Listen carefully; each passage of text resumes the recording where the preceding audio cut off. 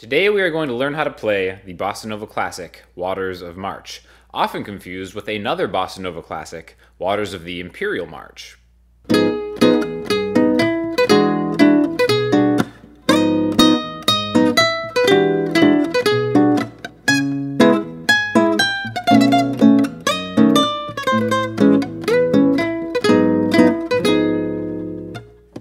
So I would say this is actually a pretty challenging song just because of the sheer amount of chords. And if you look at the chord chart I'm going to link you to, you might think that this is just a brutal onslaught of a lot of kind of interesting chords that has no rhyme or reason to it. But I'm going to kind of break it down so they make a little bit of sense because there's a lot of repetition in the song. And once you see it, it's a little bit easier to do. But even if you don't want to do the entire thing, I recommend sticking with it through part one just because you're going to learn a lot of new chords, some interesting voicings, and kind of how they fit together, right? First, I'm going to play through the entire part one.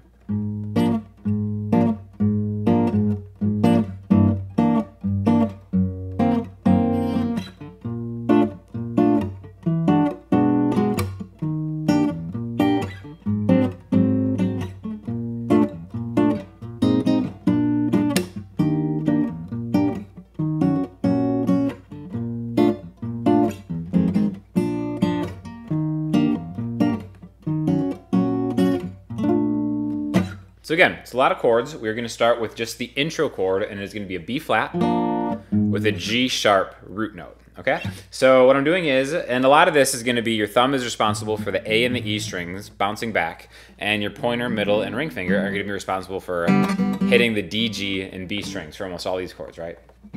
So we're going to start off with a B flat chord, which is kind of like an A major chord, but just up a fret, right? So you're going to bar the 3rd fret on D, G, and B. Your middle finger is going to wrap around and hit this kind of root note. It's not the actual root note of the chord, but it's one we're going to be hitting with your thumb. So it kind of has this repetitive thing where it seems stuck at the beginning. It's almost like an intro. So it sounds like this.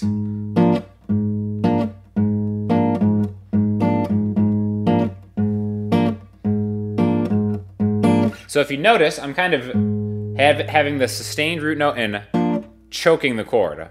Long, short, long, short, long, short, long, long, short, right? So 1 and 2 and 3 and 4 and 1 and 2 and 3 and 4 and 1 and 2 and 3 and 4 and 1 and 2 and 3 and 4 and, okay? So that repeats a couple times, and we're gonna jump right into the next chord, which is a G minor 6 right here, okay? So once the actual song gets going after the intro, we've got the B flat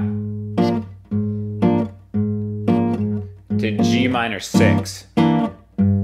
Now, there's a lot of different Bossa Nova rhythms that are implemented in this song. We're not going to go over all of them in great detail. Right now, it's just about learning the chords, right? So from here to G minor 6, and then this guy right here. Now, this is a D sharp minor 6/9 with the F sharp root. For a long time, I thought that I lacked the sophistication to be able to even comprehend or play this chord. So this is one of the more challenging things about getting it, right? I've got my middle finger on the F sharp.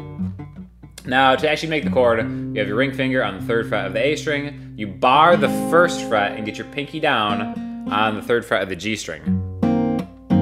Now, it can be kind of a challenge to go from this G minor 6 right into this one.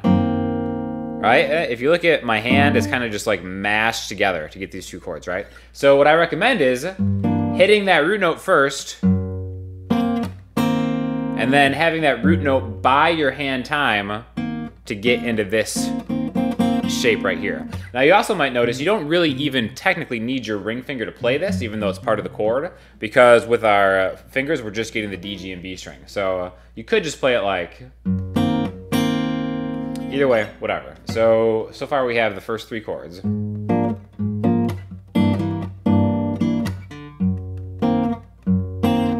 Then we're going to go to the 1 chord in the key. This is in the key of B flat. So we're going to play a B flat major 7 chord, right? This is probably going to be the most common chord in the entire thing. We're going to come back to this, and this chord starts a sequence of chords that's going to be very repetitive, right? So after we get to here, we're going to jump into a 9 chord, right? Which is, there's a root note, E9,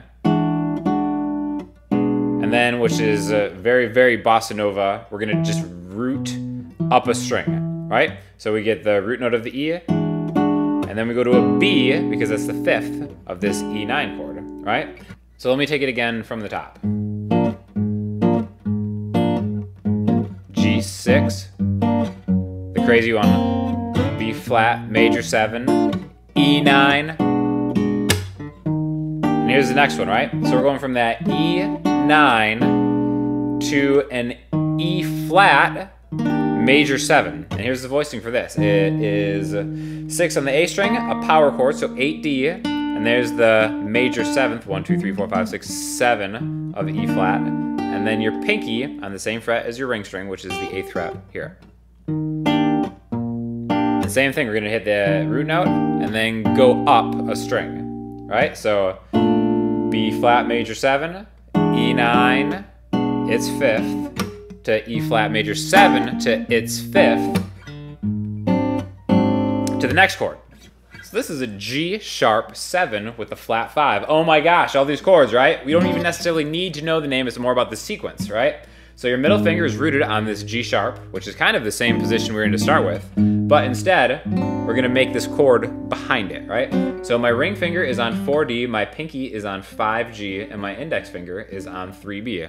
And this kind of ends the first chain reaction started by that B flat. So again, we're going to jump all the way from the B flat. B flat, E9, its root, E flat major 7, its root, the G sharp. Okay? So you can definitely hear the 7th nature of that. Almost kind of bluesy in a different context, right? But after this, we're going to go back to the B flat because we're kind of resolving, like a miniature version of resolving, because we're starting another sequence of it, right? So again, one more time on that last one. So B flat, E9, major 7. Okay, now this can be kind of a challenge too, jumping from here all the way up to here. But just really drill it.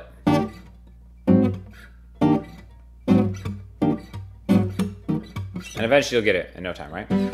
Now we're gonna go back to the B flat and we're gonna start another group of chords starting here, right? I think this might be one of the more challenging parts of the song because you have to really quickly jump from this B flat major 7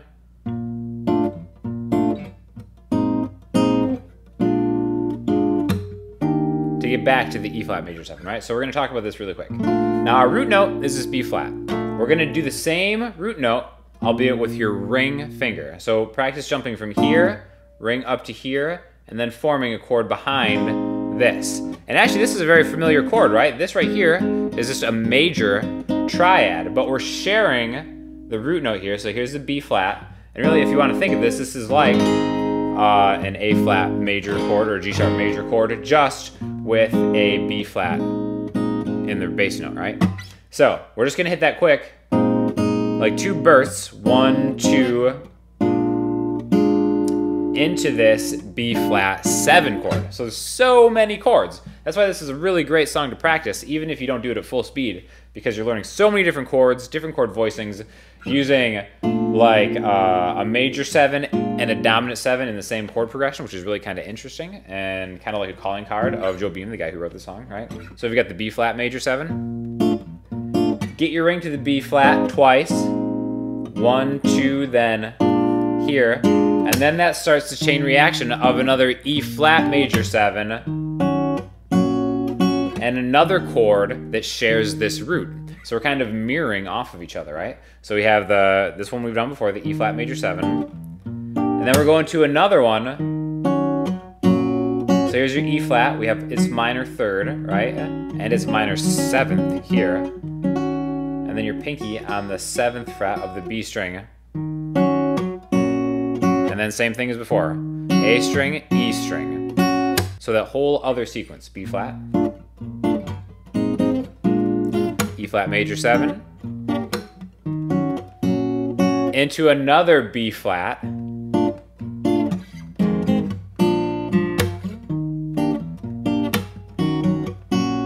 okay, and that takes us through part 1. So this last part of part 1, again, it's starting on a B flat. Always think of B flat major 7 as kind of your starting point from which to jump to these other chords, right?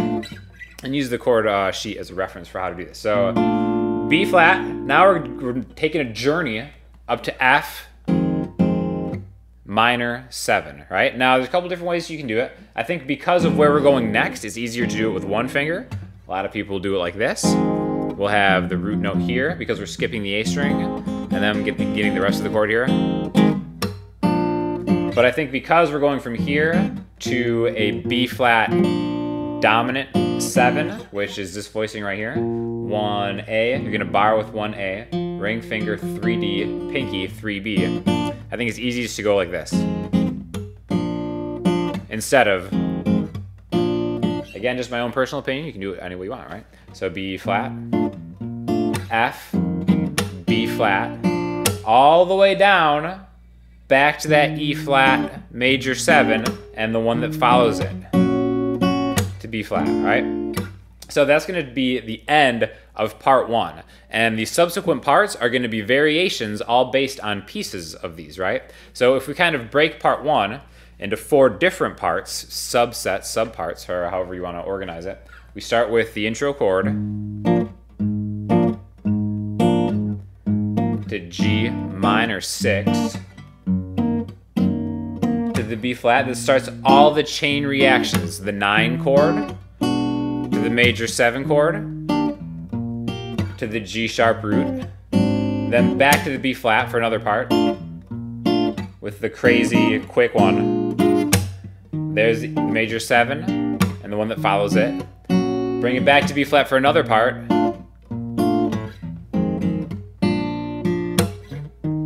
And then the major 7 to the one that follows it again. And then continuing the song, we go from the B flat to the intro chord, and then start on the G6 again to the very sophisticated one. And then we start again. All right, so it's a sequence that once you kind of see the pattern will be a little bit easier, but you kind of need to know the chords first and a little bit of the rhythms. You don't have to, like I said, while you're learning the song, don't worry too much about the rhythms, right? Like when I say rhythms, like the first one's like this. And then it's, that's kind of, the G minor 6 has a little bit of a different rhythm than the rest of them, the kind of root chord, the standard bossa kind of groove thing, right? Don't worry so much about the rhythms, just try to get the chords in place first, and then once you have that, it'll be a lot easier to focus on the rhythm because it can be kind of a challenge getting all these chords down. But anyway, so that's going to be the main part we are going to base the subsequent lesson on, which is going to be putting them all together and finishing the complete song.